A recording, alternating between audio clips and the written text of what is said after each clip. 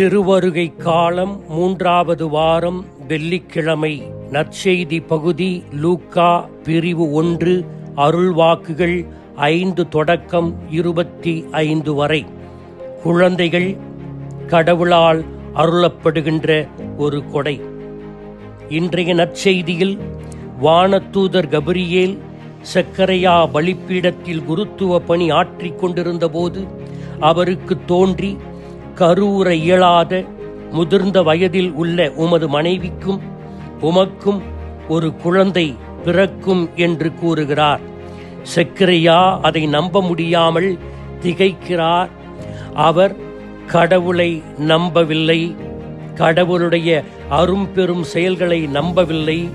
அதோடு அவர் இந்த விஷயத்தை வெளியிலே தன்னுடைய உறவினர்களிடம் சொன்னால் தன்னை பைத்தியக்காரன் என்று முத்திரை குத்துவார்கள் என்கின்ற பயமாக கூட அது இருக்கலாம்.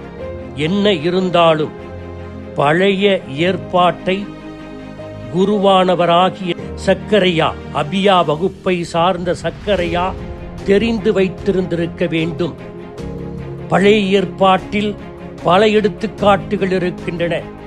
கருவுற இயலாத முதிர்ந்தவர்கள், அவர்களுக்கு கடவுள் காட்டிய இரக்கம் பல இடங்களில் காண கிடக்கின்றன. 1 ஆபிரகாம் சாரா, தொடக்க நூல் 21 1-31. ஈசாக்கின் மனைவி ரெபேக்கா, தொடக்க நூல் 25-21. அவர்களுக்கு இரட்டை குழந்தை எசாயு, யாக்கோபு. யாக்கோபின் மனைவி ராக்கேல், முதிர்ந்த வயது, கருவுற இயலாதவர், தொடக்க நூல் 30:1-24. சாமுவேலுடைய பெற்றோர் அன்னா, எல்கானா, 1 சாமுவேல் 1:1-20. சாம்சன் ஒரு கருவுற இயலாத முதிர்ந்தவருக்கு அவர் பிறந்தார். எனவே இப்படிப்பட்ட எடுத்துக்காட்டுகள் இருக்கின்றன. ஒரு குருவாகவும் இவர் இருந்திருக்கிறார்.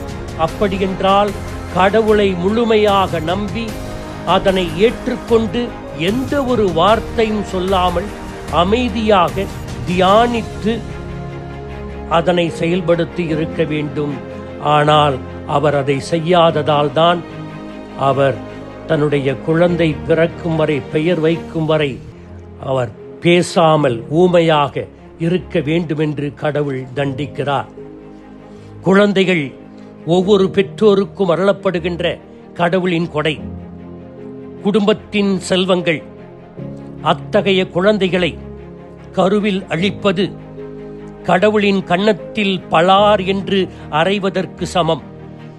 குழந்தை பாக்கியம் வேண்டி கடவுளிடம் இடைவிடாமல் ஜெபிக்கும் தம்பதியரின் வேண்டல்கள் கேட்கப்பட வேண்டும் என்று நானும் அவர்களோடு கடவுளிடம் தாழ்மையோடு வேண்டுகிறேன்.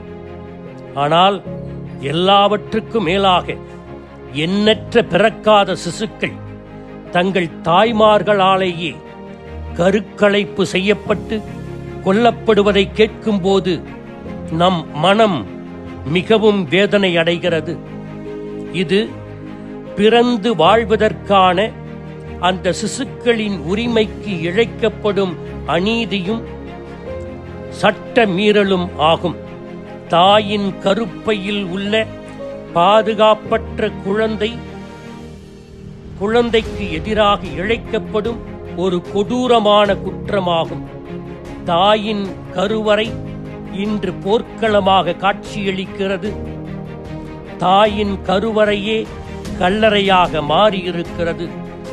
அதில் அந்த கருவில் வளரும் பிறக்காத குழந்தை அந்த தம்பதியராலேயே எதிரியாகவே பார்க்கப்படுகிறார். ஒரு தரவு இவ்வாறு சொல்லுகிறது: 40 ஆண்டுகளுக்கு முன்னால் ஆரம்ப பள்ளி குழந்தைகள் பயப்பட்டது 1 விலங்குகள், 2 இருண்ட அறை, 3 உயரமான இடம், 4 அந்நியர்கள், 5 உரத்த சத்தம். ஆனால் இப்போதுள்ள குழந்தைகள் பயப்படுவது தாய் தந்தையருக்கு இடையே சண்டை, விவாகரத்தாகி ஒரே ஒரு பெற்றோரிடம் வாழ்வது, 3வது அணு ஆயுதப் போர், 4வது புற்றுநோய், 5வது சுற்றுச்சூழல் மாசுபாடு, 6 பெருந்தொற்று நோய். எனவே குழந்தைகளை நாம் பாதுகாப்பாக வளர்ப்போம். அவர்கள் வருகின்ற சமுதாயத்தின் முதுகெலும்புகள். அவர்கள்தான் வம்சத்தை இன்னும் அதிகமாக கடவுளுடைய சித்தத்திற்கு ஏற்றார் போல எடுத்துச் செல்பவர்கள். அதனை உணர்ந்து செயல்படுவோம். ஆமீன்.